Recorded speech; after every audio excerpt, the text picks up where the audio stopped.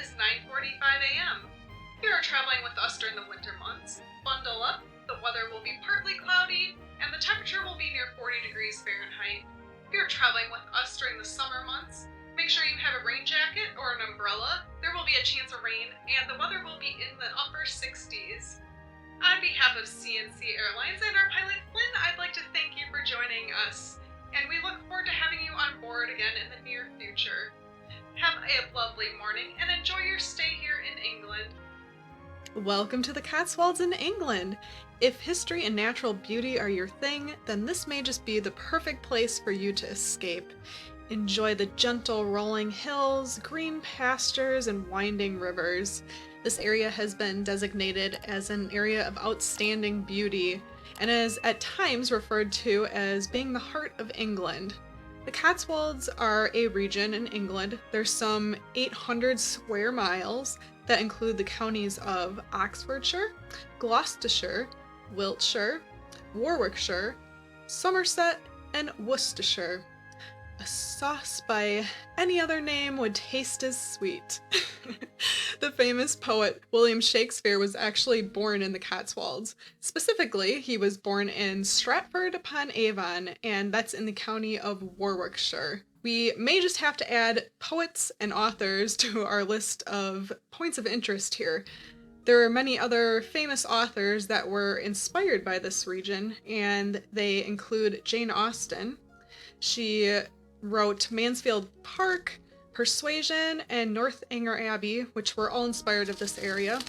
Then there is Lewis Carroll, Alice's Adventures in Wonderland, J.M. Barrie's Peter Pan, and J.R.R. Tolkien, The Lord of the Rings.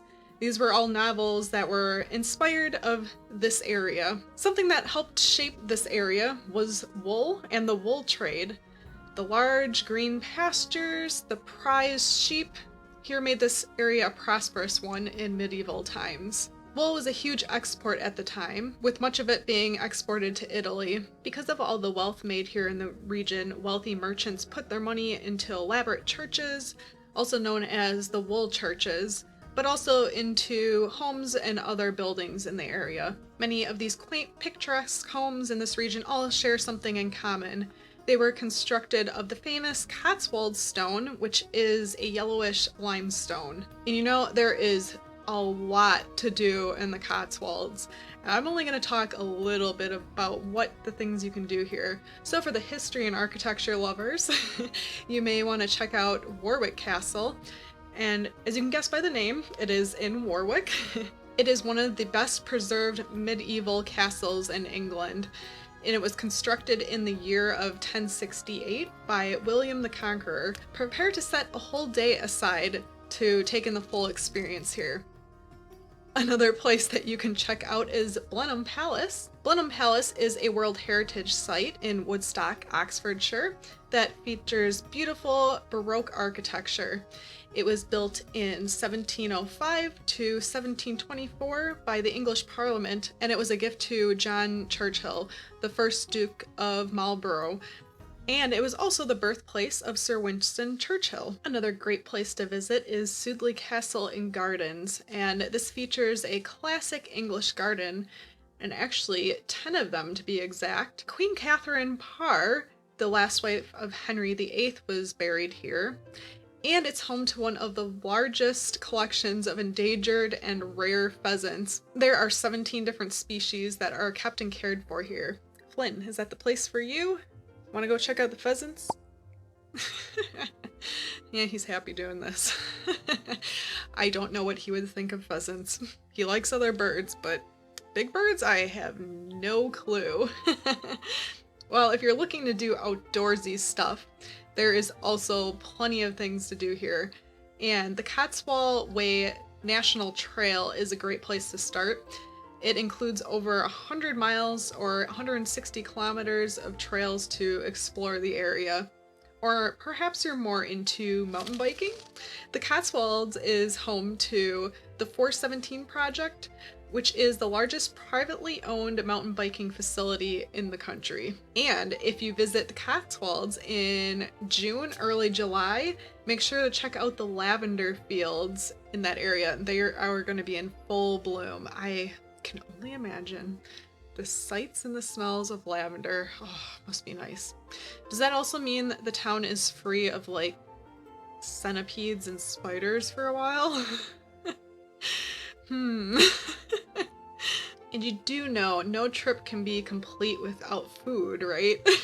The Cotswolds are known for their traditional English pubs and inns. You can grab a drink at England's oldest pub, that is the Porch House, and it's in Stow-on-the-Wold. Parts of this building date back to 1947 AD. So over 1,000 years of serving drinks. Pretty awesome. I think that's pretty awesome. You can also choose to stay here and book a room. It's also an inn. I have heard that this area is a foodie's paradise.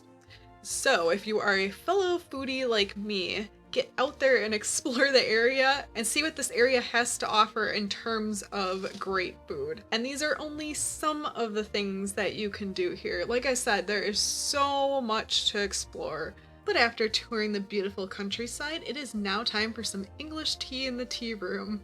And that is what I built this week, was a tea room. And I did use custom content, as you can see. I couldn't help myself. We'll get to that in a little bit. But tea has had a long history in England, as you probably already know. Originally, it was enjoyed by members of the upper class, but it later on spread throughout all the classes. And I'm sure what you think of when you hear of English tea is probably high tea.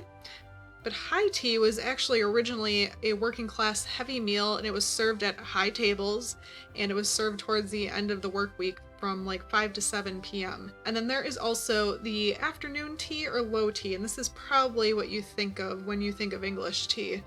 The Duchess of Bedford is credited with starting the tradition of low or afternoon tea in the mid-1800s. Yes! Wealthier households usually ate a late morning breakfast, and then they didn't eat again until evening time, sometimes around 8 p.m. So that left this big time in the afternoon of nothing. So the Duchess decided she should have some tea accompanied by some light snacks, and then this turned into a social event that she kind of invited friends over, and I guess everyone thought this was a really good idea, and that's how it started. So yeah, you'll see things like little bite-sized desserts and scones and little finger sandwiches and all that yummy, delicious stuff with afternoon or low tea. And that's what I figured for this place. This is going to be the afternoon low tea. It is currently set as a restaurant, and I will have a menu set up. You can change that, or it is operational as a cafe as well. There is the espresso bar that's set up on the lower level. So yeah, I figured you come in, if you want it as a cafe, you go to the left and you order your drinks, and I have it set up that there's a hostess station that you can sit down on the lower level. I figured that was the more formal section.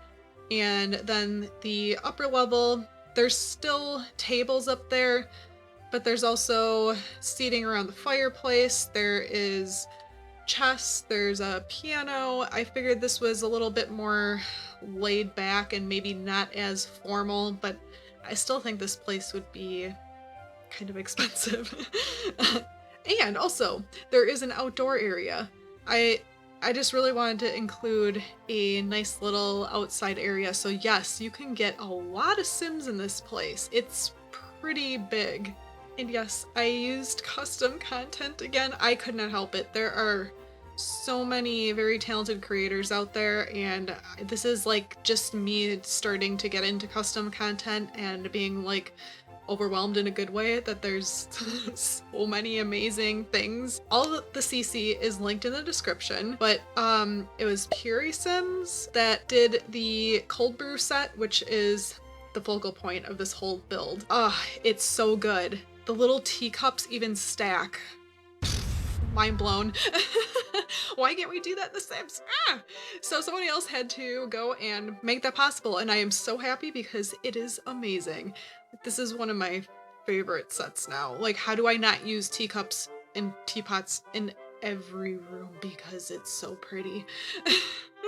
So yes, cold brew I know is more pertaining towards coffee, which there is coffee stuff in here, but there's also the tea stuff, and there is like a redone version of our tea maker in The Sims 4. So right now it's like a machine, you stick your pot under there and your Sims make the tea. And I think basically what happened is this is now just like a pot. I have not tried the animation with it yet, so I don't know how that goes, but it's kind of nice to have a little bit something different instead of the big like giant machine pot thing. Well, Flynn and I are going to go and enjoy a cup of tea. Maybe you'll want to do likewise. We are going to let you finish watching the rest of this build. Don't forget to like, subscribe, comment. Hey, tell me, are you a tea person? Do you like tea? Are you a coffee person? Neither? If you like tea, what's your favorite kind? Let us know. And enjoy the rest of the build, and we will see you next week, everyone. Bye!